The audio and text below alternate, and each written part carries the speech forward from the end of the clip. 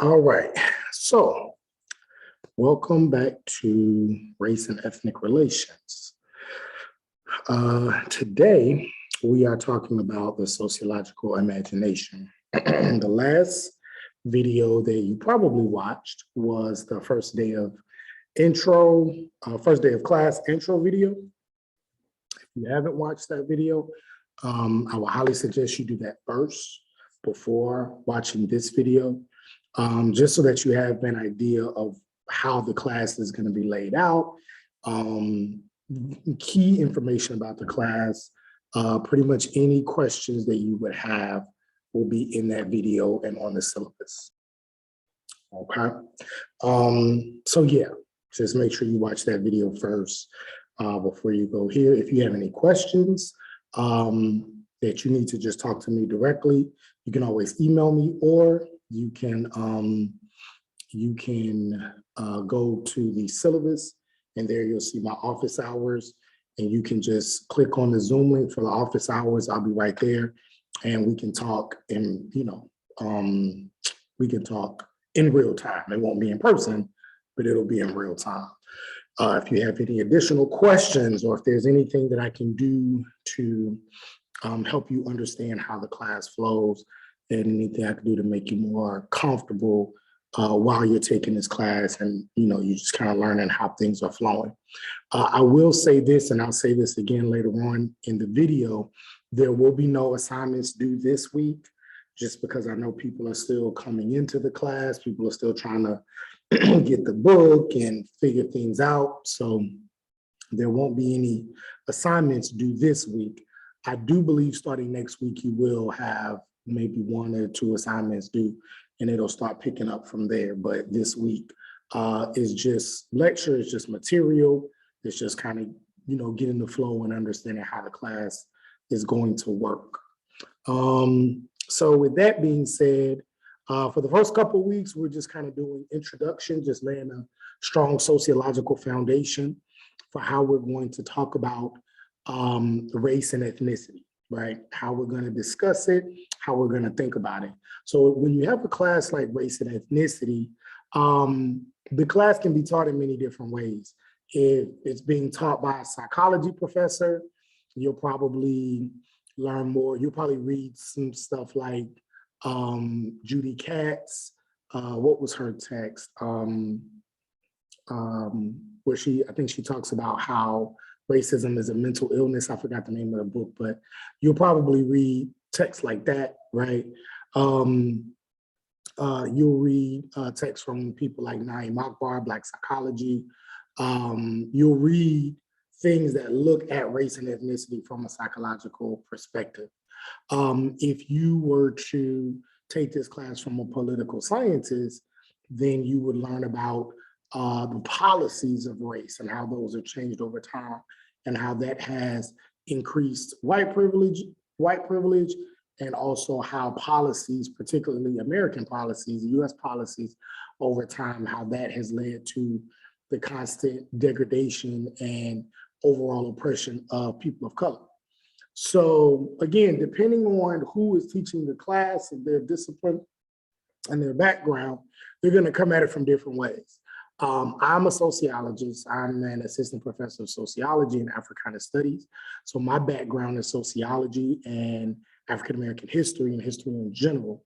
So generally, when I teach a class like this, I'm going to come at it from a sociological perspective, or more so a socio-historical perspective. So I'm going to blend things that I know from African-American studies, things that I know from history, provide a larger historical framework, and then bring in the sociology. And so that's the way in which I'm going to talk about this class, or the way in which I'm going to teach this class, and the way in which I will expect you to be able to discuss and talk about race. So with that being said, we can go straight into the first slide, which is sociology. So before we go deep into race and ethnicity, before we go super deep into all of the theories and the people and the discussions and the essays that you're going to read and everything related to the class, I want to make sure that we have a good, solid sociological foundation which is going to help us create a frame, create a canvas for this type of dialogue.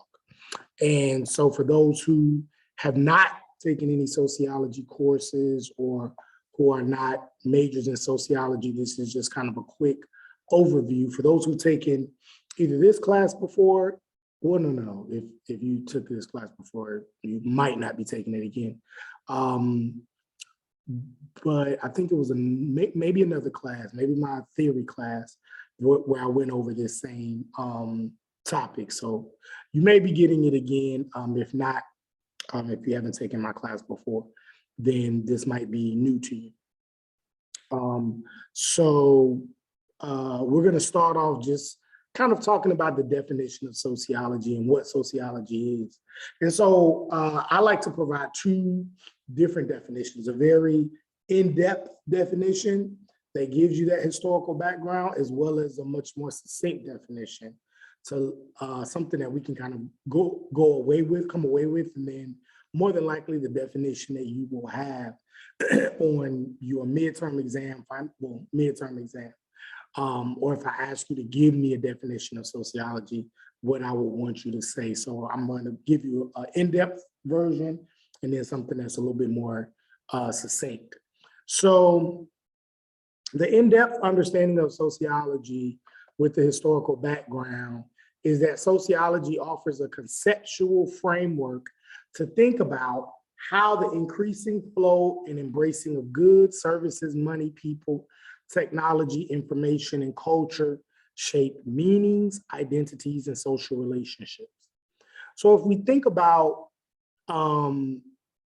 if we go all the way back to ancient times, and we think about how people interacted with each other, how people did business with each other, we know from maybe high school history classes or even college history classes that money as we know it, economic resources as we know it, dollar bills, coins, was not always the way in which people did business or the way in which people understood obtaining and having resources, understood how they could exchange resources and symbols of wealth.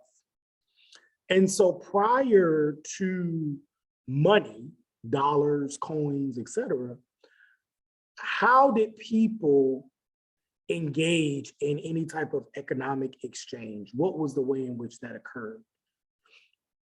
And I'll give you a few seconds just to think about that. You can pause the video here.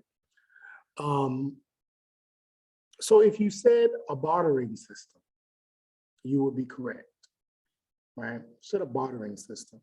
And so generally that would mean that if I'm the leader of a country and we have an enormous amount of sugar, and you are the leader of another country and you have a large amount of iron, right? Then what we would do essentially is, if you need sugar and I need iron, then we would just trade. And we would come up with some type of agreement for every however many pounds of sugar I can get however many bars of iron, right? Whatever we came up with, right? So we would come up with those numbers and then we would exchange. That would be the agreement. And so that is essentially how people did business with each other for a long time. It was just a bartering system, right? So that's where you get this increasing flow and embracing of goods. Now, over time, it kind of got cumbersome, and in some ways extremely difficult to constantly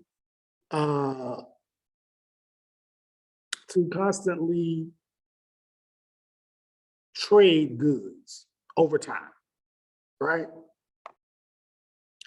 And so with constantly having to trade goods and to bring with you, if you wanted to trade gold, if you wanted to trade iron, if you wanted to trade sugar, spices, materials, you would have to bring, if you're doing this on a large scale, hundreds of elephants, hundreds of camels, thousands of men to conduct these trades.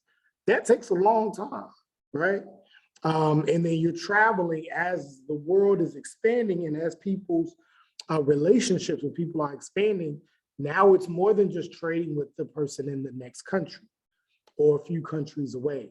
Now, people in West Africa are trading with people from Saudi Arabia, right? And then sometimes even when you have the silk trade, and so you have people from China trading with people from Saudi Arabia on into North Africa, that's a long time. Those journeys can take months, right? With all of these people. And they can sometimes be deadly because people are dying on these travels. And so it became a lot easier. Oh, and then another thing was sometimes if somebody needed something, but there was no goods to exchange, then somebody may say, well, you need sugar from me, but your iron isn't in abundance like it was last year. So I can't give you as much sugar, right? Because your iron is not in abundance as it was before. So then what are we gonna do? So if I don't have any more goods to exchange, then what might I use to supplement the goods that you would need? So instead of using goods, I might use services. I might say, hey, I can give you the iron that I have, and then to supplement that, I'll give you 500 of my best men to help build whatever it is you're trying to build, right? To help build up your kingdom. So I'll also provide services in addition to goods. So over time, goods and services were the things that people used to help build their economy and to help build their wealth. Well, over time, again, like I was explaining before, it got to be extremely complicated as the earth is starting to expand, as people's relationships with other people are starting to expand, as wealth is starting to expand. It's becoming even more complicated to participate in this type of bartering and exchange consistently. So with that being said, people, I want to say it was the Chinese, came up with the notion of money, right? And so you have this thing, right? These coins that would supplement or symbolize wealth. Now we know that money is generally backed up by, or at least in the modern times, money is or was backed up by gold. So the amount of gold that you have in your possession should match the amount of money that you have circulating in the economy. So that is, in modern times, and it'll probably be different now, but money is essentially, money in the paper itself is not of value as much as what it represents and what it is backed up by, right? And so even during that time, money or the coins, I don't think they had paper money much at that time, but the coins that represented wealth represented how much you had. And so soon people began to use that to then go and purchase the things that they needed, purchase the sugar, purchase the spices, purchase the silk, purchase the materials, right? And so we talked about that. We also, again, we're talking about flow and embracing of goods and services, talking about economics first, because sociology at its foundation is very much about economics. All right, so even when you talk about the early sociological theories, one of the first ones is the conflict theory, which again is based on haves and have-nots, the proletariat and the bourgeoisie, people who have money and people who don't. That's essentially what it is. So that's why we're starting with economics, because economics in goods and services and how they are produced and who has access to them and who owns them provides the basis for why we even study how people interact with each other. So we talked about if you don't have goods, then you provide services for people. If you don't have goods, if you don't have services, these people can help you build these people can teach your children. I can give you 300 of my best teachers. But then sometimes if a country is just in a bad place and in a bad shape, they will turn the people and the citizens into indentured servants, or what they called at that time slaves. All right. And so these people, they would then trade for goods or materials. Now, again, we call it indentured servitude because it was not like what we understand slavery to be in this day and age. Slavery in the transatlantic slave trade, slavery in the present tense functioned very differently than it did in ancient times. And so in ancient times, typically a person was given, a country was given a group of people for an extended period of time, 7 years, 10 years, 15 years, for a purpose. And then that person could either have the option of staying in that country and becoming a citizen and even rising to a certain level of power, or that person could return to their original country. Slavery after the transatlantic slave trade was really one of the first times ever in history, particularly in modern history, where a person could actually be a slave for life.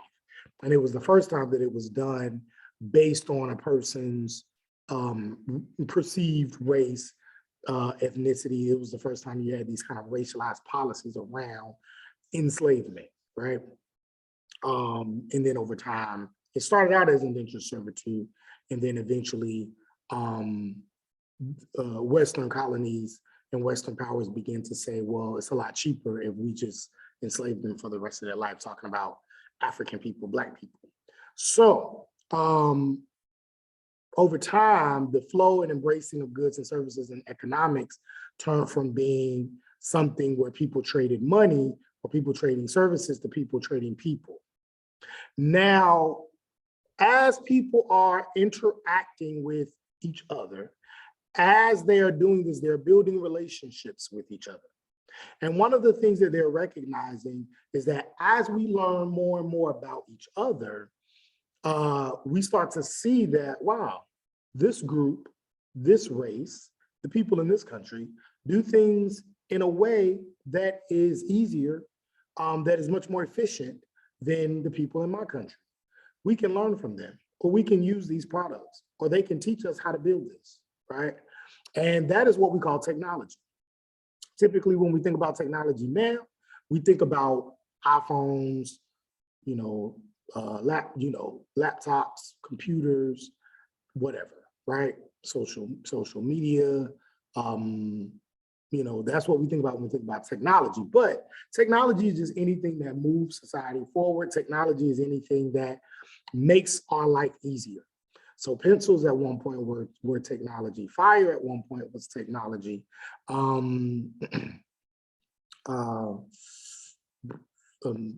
Many cars, radio, television sets, right? Washing machines, right? All these things were technology at one point. Right now, we wouldn't necessarily consider it that, but at the time it was, because it was the new thing that made our society run a lot easier than it was at that time. And so that is what people started to learn more about. They began to learn more about each other through these relationships. When they would go to these different countries and when they would trade with each other, then they would talk to each other, more than likely through an interpreter. And they would learn and be able to take some of the technology that they're learning in these other countries back to their own country. They begin to share information, share religions with each other, right? The different religions, different information, science and math, the histories and the stories of where their people came from, they would then share with these people that they're trading. So they initially started these relationships off of economics, off of survival, off of building wealth, off of building their countries. And then as they're doing that, now they're starting to have relationships with each other and understand each other on a deeper level. And so they're exchanging information, knowledge with each other, and then also culture, how your people do things, how your people cook food. Why do these people dress the way they do? Why do the women and the men behave like this in your country versus the women and men behaving like a certain way in our country? I already said food. What is this music, right? What does it mean? What instruments are being played with this music? Well, let me show you the music that comes from my country. And so different aspects of culture are now beginning to exchange hands as with this economic base, with the reason again for the relationship being economics, but then also learning from each other. And so what this starts to do is this starts to shape meaning. It starts to shape what people mean, what culture means. The more you understand something, the more you understand people, then what they mean and how they relate or how they contribute to the overall human condition, how they contribute to the wider world in which we live and in which we work, starts to take on a different meaning. And then especially if you begin to befriend it, right? If this culture or country becomes an ally, right? Then this takes on a totally different meaning, especially if people from your country begin to intermarry with people from this other country. Now your culture takes on an entirely different meaning. Now you have a mixture of languages. Now you have a mixture of religions and gods, and different things are occurring. So all of this interrelationship is shaping meaning. It's also shaping identity, because as you begin to learn more about another culture or another group, as one of these countries begins to learn more about one group, then they start to understand how unique their identity is and their country is. If you've never been outside of your country or outside of your state or outside of your city, then you don't know how unique you are, right? And you might even think that the whole world functions like you do, or thinks like you do, or everyone behaves like you do, until you actually go out into the world and you travel. That's why some people say one of the best things you can do and one of the best things that you can give to a person is travel. And when people travel and see the differences and the beauty in human relationships and humanity and how people act and behave and run their countries and their societies and their families and different things, then we can start to appreciate each other, and we can even appreciate ourselves. We can learn from them, or if we see something that we don't necessarily agree with, then we can become more appreciative of the things that we have or the way that we do things. And then sometimes there's no right or wrong way, it's just different. These people do it one way and we do it another way.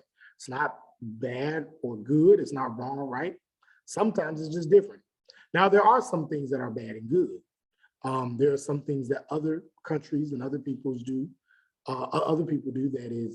that can be seen as immoral, or can be seen as moral or good. And there are things that are done in this country among people who are considered U.S. citizens that can be immoral, and then there are some things that can be good, right? So we learn and grow and see things when we travel. So you have meanings, you have identities, and then overall, this affects what we call social relationships, interrelationships, how people begin to understand and appreciate and have economic relationships, political relationships, allies with each other, learn from each other, appreciate each other. All these things are occurring, and a lot of it is built off of the things that we just talked about. So starting with the economics, then the technology and information, learning, educating each other, and then allowing those cultural relations or our cultural knowledge and our cultural understandings of each other to begin to then shape our meanings, their identity, those people's identities, our identities, what we call endogamy and exogamy. And then that then, of course, kind of overall defines what we consider in sociology are social relationships. So it's a very long explanation of sociology. Now, more succinct definition would be the second one on this slide, which is the idea that sociology is the scientific study of human activity and the social forces that influence or pressure people to behave, respond, or think in certain ways, right? So sociology is a science. It follows the scientific process, right? It follows the scientific method where you have a problem and a hypothesis and materials and procedures and then experiment results and conclusion, forward work. So sociology follows that. But instead of looking at how it's done when we look at the hard sciences, like in biology or human anatomy or something like that, we just look at people, right? And we look at people, and then we look at the social, that's the key phrase here, the social forces. The social forces, the things that are happening outside of a person in society that is pressuring or influencing or encouraging people to think in a certain way, to behave in a certain way, to respond in a certain way. These are the things that we call social forces, okay? And social forces is essentially anything that humans create that influence behavior, that influence the way you respond to things and why you respond to things in a certain way. Social forces are anything that affects your thought patterns, why you think a certain way. And not just patterns of thought for one person, but patterns of thought for a larger group of people, typically people with a similar, maybe racial background, gender background, whatever that social location may be, regional background, et cetera, or even race or ethnicity, or citizen or country of belonging, right? Wherever it is that you were born, right? Your place of nativity. So social forces mixing with human activity to describe how people behave, how people think, how people respond. That is the overall idea of sociology. And then when we talk about human activity, when we say we're studying human activity, what we're studying is how people work, how people make, eat food, how people get food, right? How people compete for scholarships, right? Competing for resources, how people fall in love, what people do with love, what does love mean? All of these things are human activities. Winning at something, losing at something, consuming something. All of these things are human activities that sociologists look at, right? Look at and study and ask questions about, right? To get a clearer understanding of life's meanings, of a society's meanings, of a society's identities, and then learning and growing from that so that then we can say, okay, this is right, this is wrong, this is good, this is bad, this is something that we may want to look deeper into, or we may want to pass a policy that can either advance this or stop this if it is contributing to a certain level of inequality, right? So these are the things that sociologists do and sociologists look at.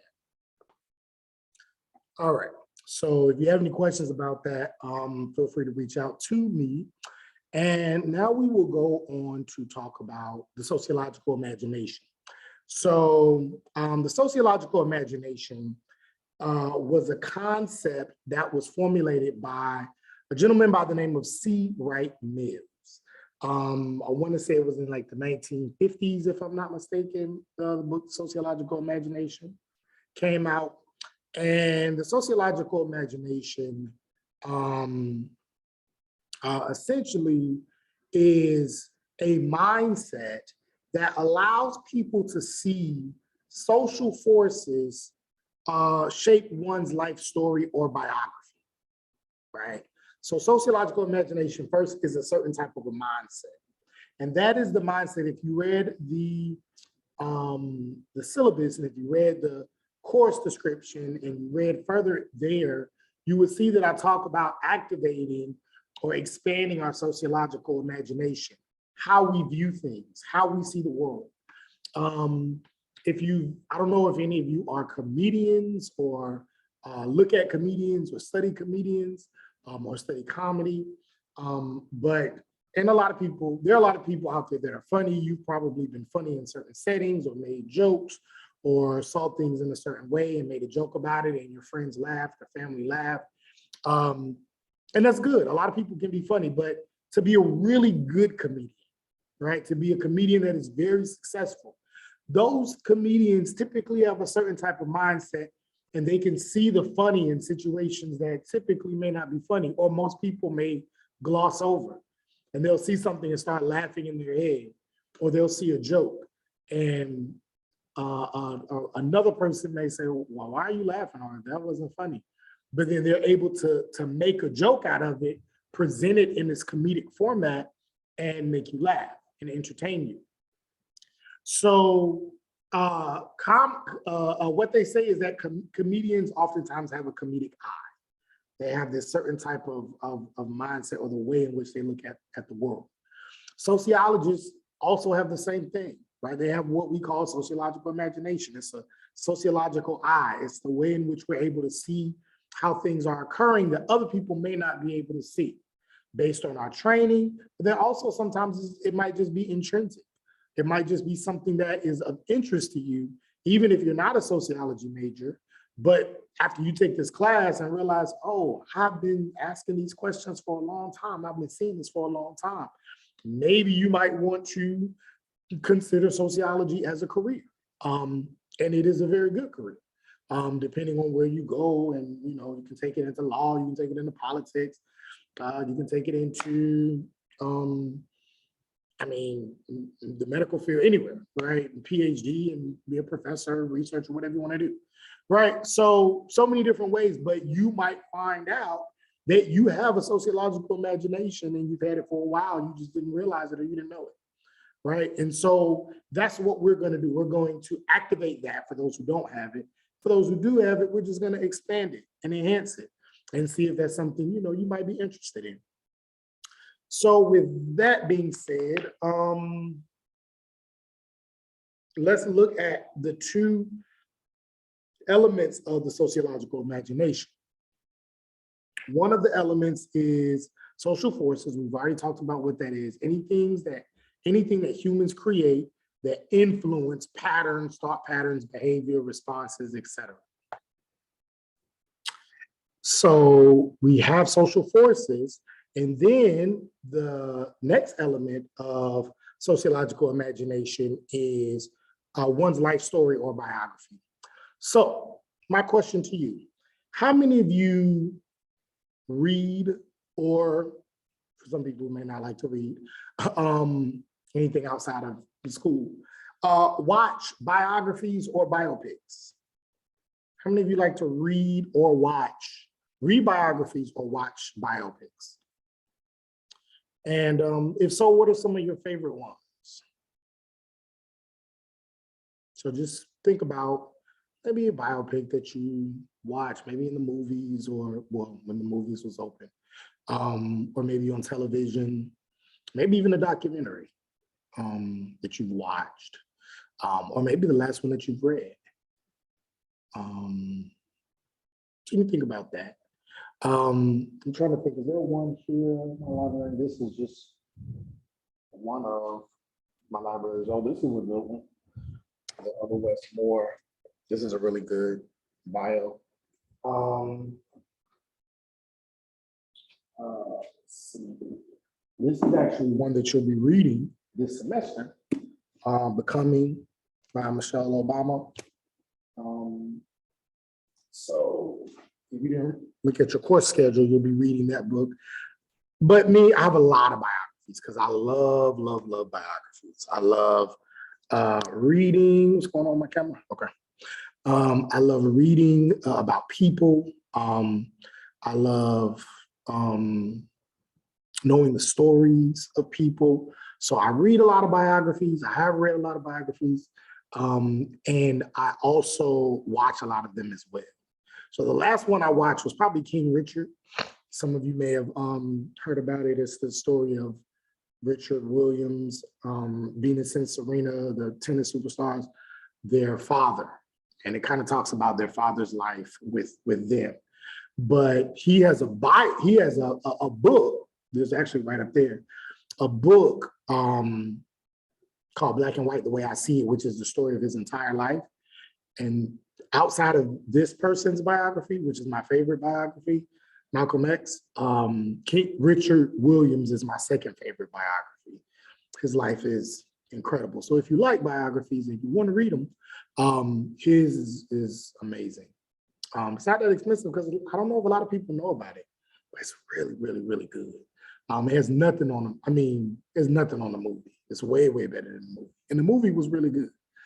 Anyway, I said all that to say that biographies are the study of a person's life, right? So you're thinking about your a biography or a biopic that you like, right? I don't know, it could be some of my favorite ones. Again, I talked about King Richard or Richard Williams, or maybe if you like the group Queen. I really like the group Queen, so I love Bohemian Rhapsody. That was another one that was really, really cool. I really love that movie.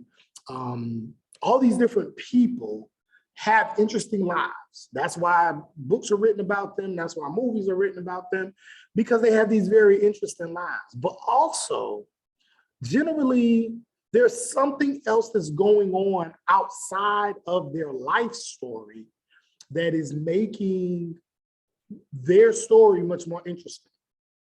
So if you think about, let's go with Queen, right? Let's go with Bohemian Rhapsody. I know most of you are probably born after the 2000s. So you may or may not be familiar with Queen. Queen, famous rock group from the 70s and the 80s. There a lot of very famous songs that you probably heard, but maybe you just didn't know that they were from Queen, were from them. So let's go with Queen, for example. Now, Queen, the lead singer of Queen was a gentleman by the name of Freddie Mercury, right? Freddie Mercury, extremely talented gentleman, super talented, right? And you see the story of how this kind of group, they didn't really come from poverty, more middle class, right? Took their talent for music, talent for singing, and their bravery to push the limits of rock, push the limits of all of these different elements of music, and then adding them together to create just this amazing sound, and made some of the biggest stadium anthems of the 20th century, right? But one thing about Freddie Mercury, you realize, and if you just know the story of Freddie Mercury, he was bisexual because he was in love with a woman, but a lot of his sexual activities were with men. But then also you see in the movie, if you haven't seen the movie, skip over this part, whatever. The movie, he contracts HIV and AIDS, and he eventually gets full-blown AIDS, and he dies, I want to say in the late 80s, early 90s, from HIV and AIDS, from complications from AIDS. And what is interesting about the film is not just his story, but the fact that it was set during the height of the AIDS epidemic. So a lot of people didn't understand that. A lot of people, there was a time where homophobia was extremely big and it was politicized during that time. And so understanding what life was like for a gay person in the 1980s and at the height of the AIDS epidemic, in addition to trying to figure out how this guy, Freddie Mercury, is navigating his life through this time period, you see the intersection of the social forces of homophobia, HIV and AIDS epidemic, all of that happening in the 1980s, and then his life story of Freddie Mercury. And looking at how these things intersect is what we call the sociological imagination. Had Freddie Mercury been born instead of in the 60s, I think he was born in the 60s, in the 60s, had he not been born then in 1960, maybe if he was born in 1860, or maybe if he was born in 1995, his life story could have been totally different. But because he was born during a certain time with certain social forces that influenced his behavior, made him also not be as vocal about his sexuality, not be as vocal about the fact that he had HIV and AIDS. He was born and he came up during a certain time that affected his thoughts. It affected the way he behaved. It affected his relationships, right? It affected his how he understood his sexuality. It affected how he loved, what he thought love was. So all of these things are what we call the sociological, or being able to see these things and pick it apart and analyze it is what we call the sociological imagination. Seeing how people's social forces and what's happening around a certain time intersect with the person's life story. So even if you look at your own, which you will later on in your race body essay, look at your life, where you've been, what you've been through, the different things that you've experienced, and how being born when you were has helped to shape that, right? The fact that you kind of came up during the era of Me Too, during the era of Black Lives Matter, during the era of COVID, all of these things that are happening during the time that you are alive has shaped you. Well, I hope it's shaping you. I hope it's affecting the way you see the world, hopefully affecting you in a positive way. But all of these things influence you. Had you been born 2 decades or 3 decades before, or 3 decades later, you could be a totally different person. So that's what we do when we're talking about the sociological imagination. And so again, going back to social forces are these human creations that affect how we respond to different things. So for example, if you look at Freddie Mercury being born or coming up during the time of the HIV and AIDS epidemic, during a time of extreme homonegativity, what some people call homophobia. He didn't create homonegativity, what some people call homophobia. He didn't create the HIV and AIDS epidemic. That wasn't what he created. Granted, it was something that human beings created, because human beings create hate, right? Some people, there are, theories, that say epidemics are created by human beings, right? Pandemics, COVID, who, what was patient zero? Some people have some hypotheses, other people have other hypotheses. But essentially, especially when you're talking about hatred or inequality, there's something that's created by human beings. So this is what we call social forces. But the people that are affected by it may not have necessarily had anything to do with it. Freddie Mercury didn't have anything to do with homophobia, homonegativity, or the HIV and AIDS epidemic in its creation, but he was affected by it, right? So even if we look at like the smartphone is a social force. We all have smartphones. And if I were to ask you, what do you use your smartphone for? You would say everything.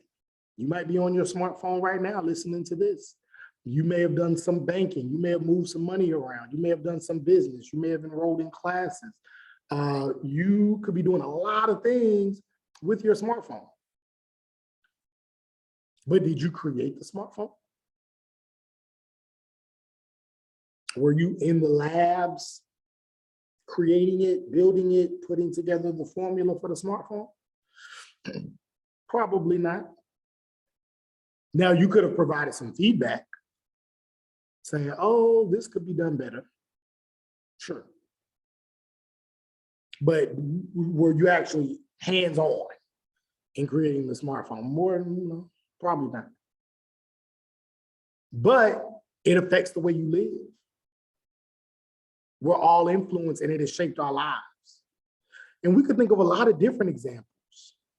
And I want you to think of some examples of social forces. whether you're talking about religion, social force, right? Definitely a social force. Music, social force. So there's a lot of things that are social forces that affect the way we look at each other and the way in which we, how we move and the different things that influence our lives.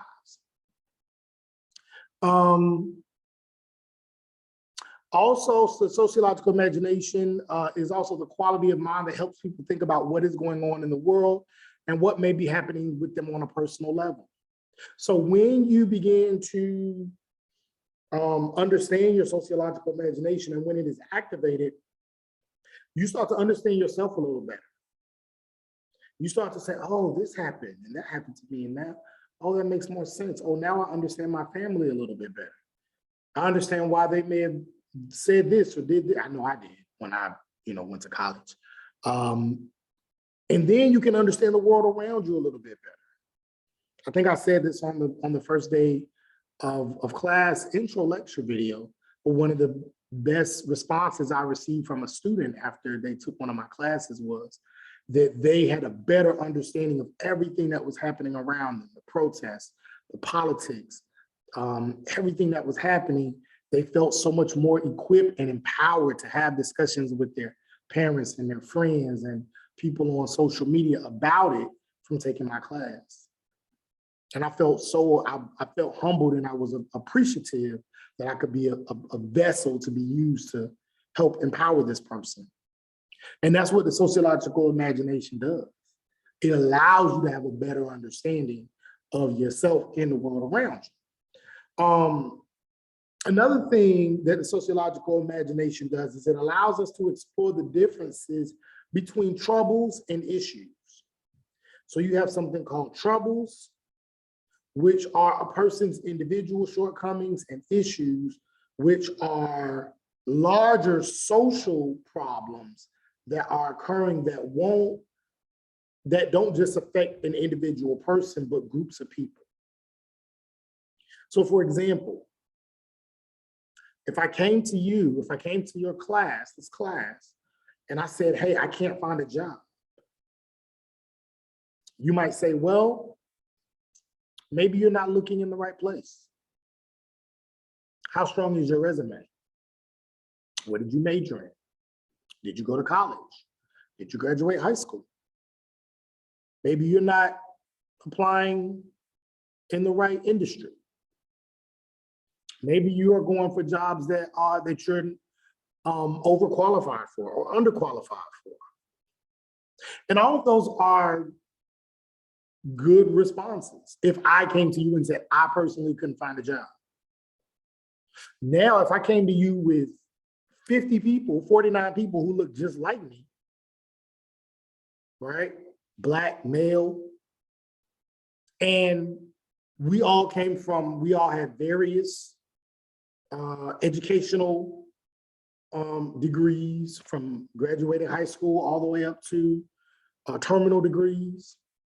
If we all came from different class backgrounds, some of us came from poor, middle class, upper middle class, right? And we all, so we're different in some ways, but we're the same, maybe in just our physical appearance, maybe in just race and gender. And we all said, hey, we can't find jobs. Then you might say, oh, that's not just a trouble. The first one was a trouble because maybe I was doing something wrong. This might be an issue. And what kind of issue is it? It's probably a racial and a gendered issue. There could be some discrimination happening wherever we are that is stopping 50 people from being able to get a job. There could be some discrimination there. This could be a larger social issue. Let's look into that. So that's the difference between troubles and issues. And people who possess a sociological imagination can have a better understanding of troubles and issues and history and biography. And so all of these different things are again, activated by our sociological imagination.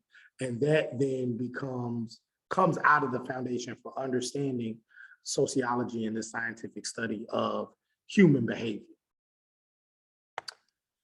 So let us go to, just to give a quick kind of history of sociology and where it comes from.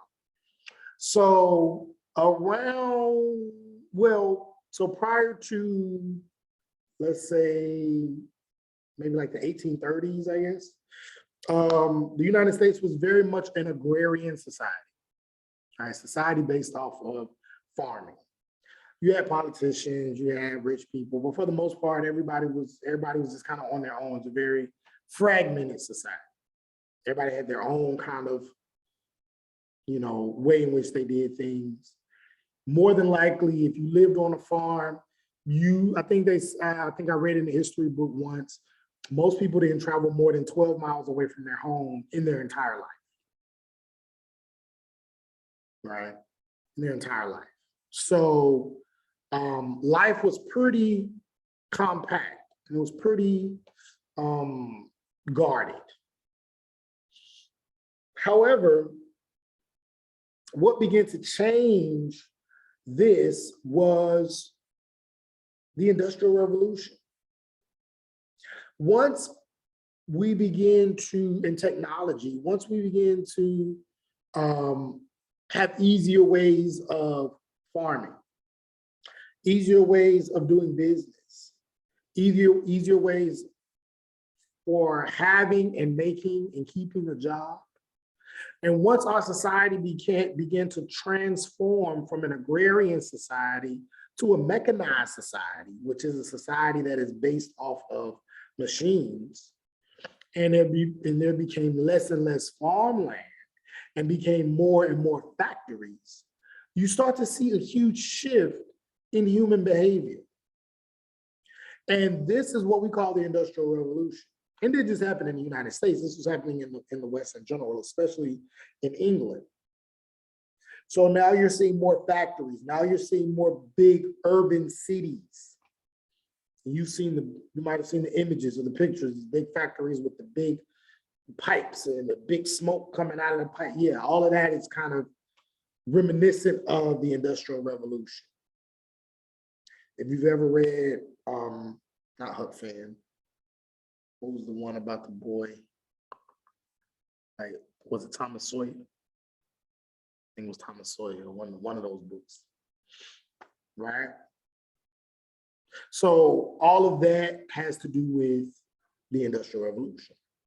And it was at this time that economists, historians were looking at the way in which people were behaving, and they're saying this is different, particularly the families.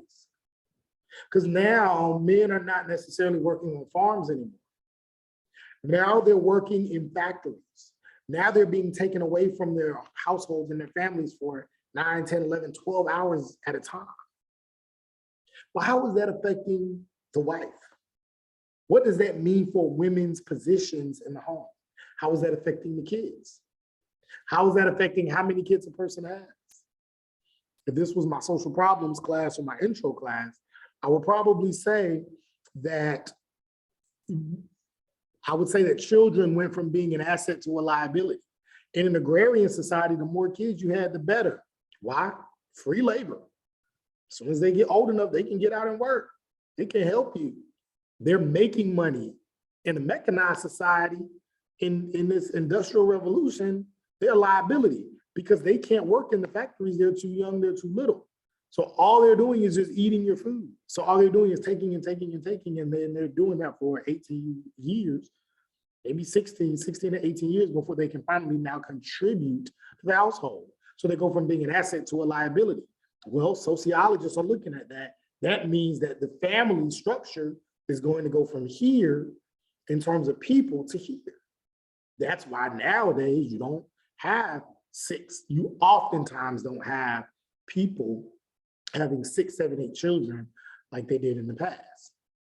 That wasn't uncommon in an agrarian society, but now if a couple has more than 2 or 3 children, then church folks are saying, whoa, y'all got a lot of kids, right? So well, these aren't sociologists, actually. A lot of them are political scientists and philosophers and economists like Marx are looking at this and they're saying, there's something here. There's something here. And we need to study why people are behaving the way they are, why the family structure is changing, how this increase in industry, and ultimately this large increase in wealth, some of the biggest wealth disparities ever we see during the height of the Industrial Revolution, because now you see some of the richest people in the world able to monopolize certain markets and then capitalize on it over and over and over and over and over again. Now you start to see the growth of your Vanderbilts and your Rockefellers and your Carnegies. Still to this day, some of the richest people ever in history. And we're kind of seeing it again with your Elon Musks and your Jeff Bezos, people who corner certain markets, right? So wealth inequality was huge and is now affecting the way people are behaving. And there's certain philosophers and economists that are saying we need to look at that. But they're saying we don't need to just look at it and then make false judgments or come up with hypothetical ideas around why these things are occurring. No, we need to take these social problems that we're seeing and put it through the scientific method. And that's how they created the discipline of sociology. Auguste Comte, first one. We're going to talk about him in the next lecture. Right? Came up with the phrase sociology, the study of society, the study of people and human behavior. Right? And so essentially, this discipline emerged as a way for people to understand why people were behaving the way they were during the Industrial Revolution and how society was transforming and changing and how people were interacting with each other.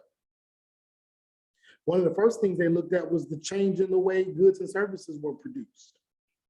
Again, no more coming from the ground as much. Now everything is off of machines. What is that doing to people, to health, to life, to the lifespan, to the family structure? Transforming elements of work.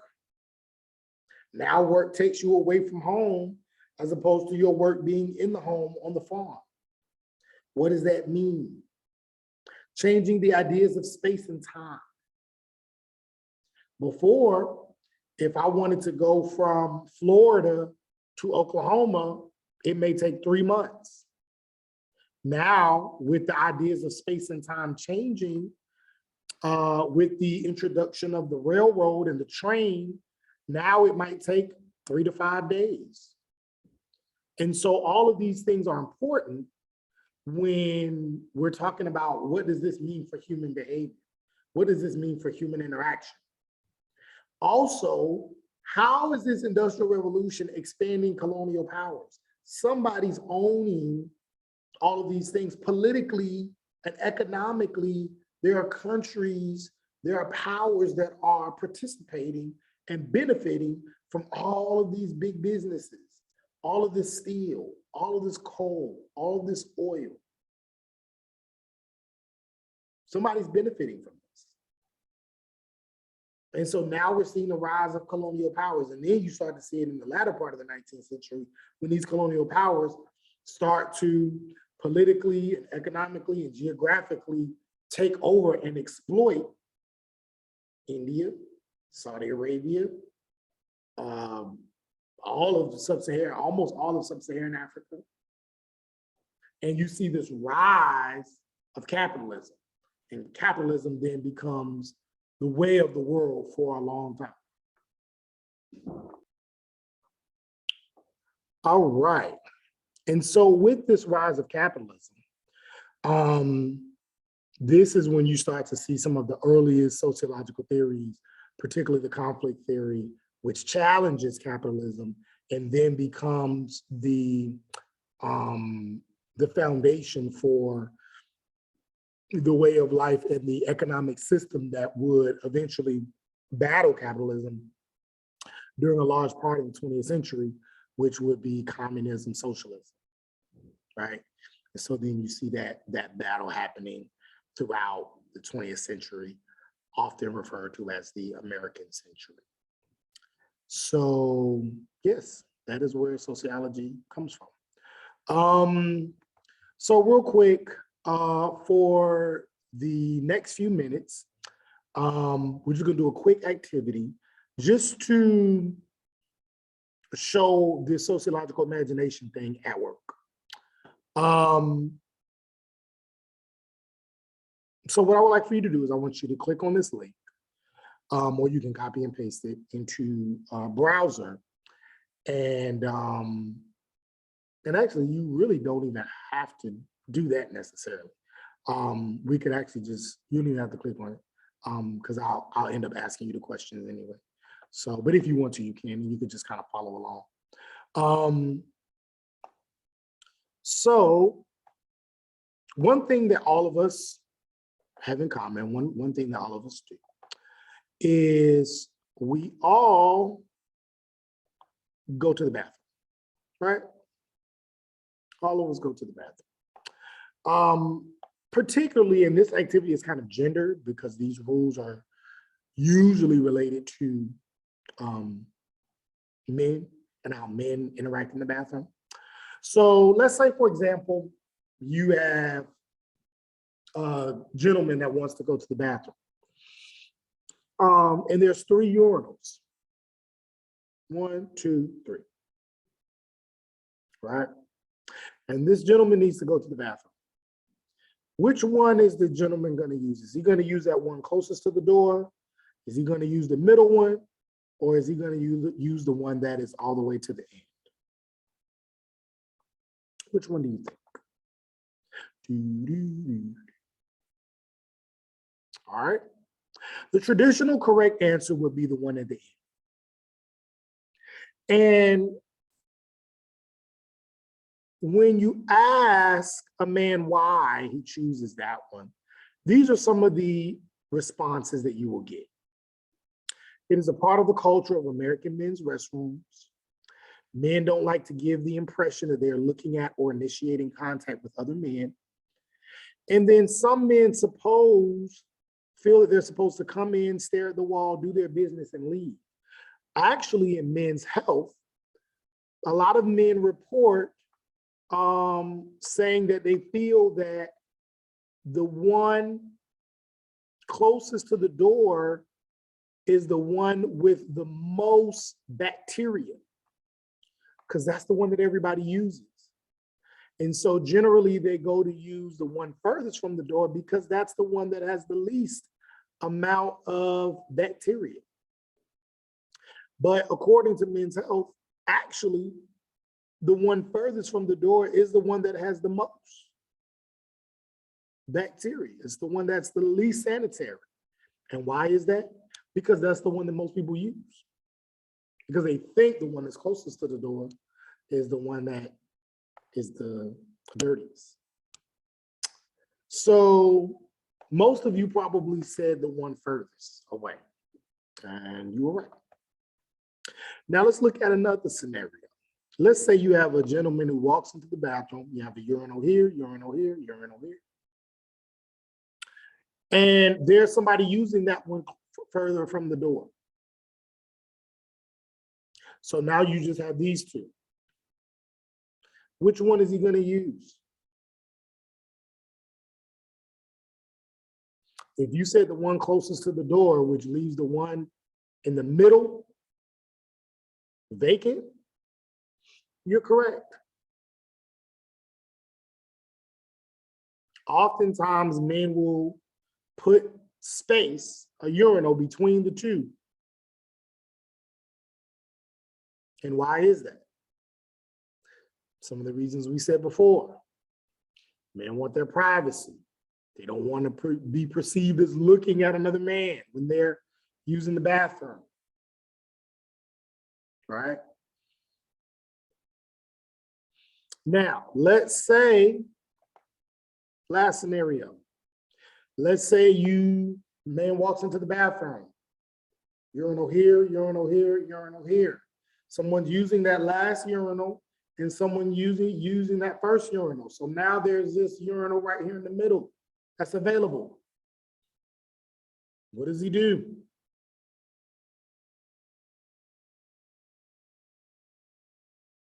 Well, some people might go ahead and use it. A lot of people, according to research, will wait until one of those other urinals are available and then go to use the other urinal. But the question is, well, why would somebody do that? Why, if they really have to use the bathroom, why would they inconvenience themselves even more by waiting when there's clearly a urinal available to them? Why would they put their bladder and their health at risk, because it is not healthy for a person to hold their urine over a long period of time? It's not a healthy way of doing things, right?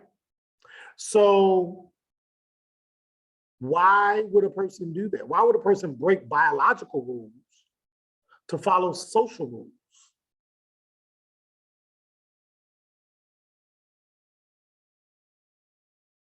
That goes to show you how powerful sociology is. And the social rules don't make any sense.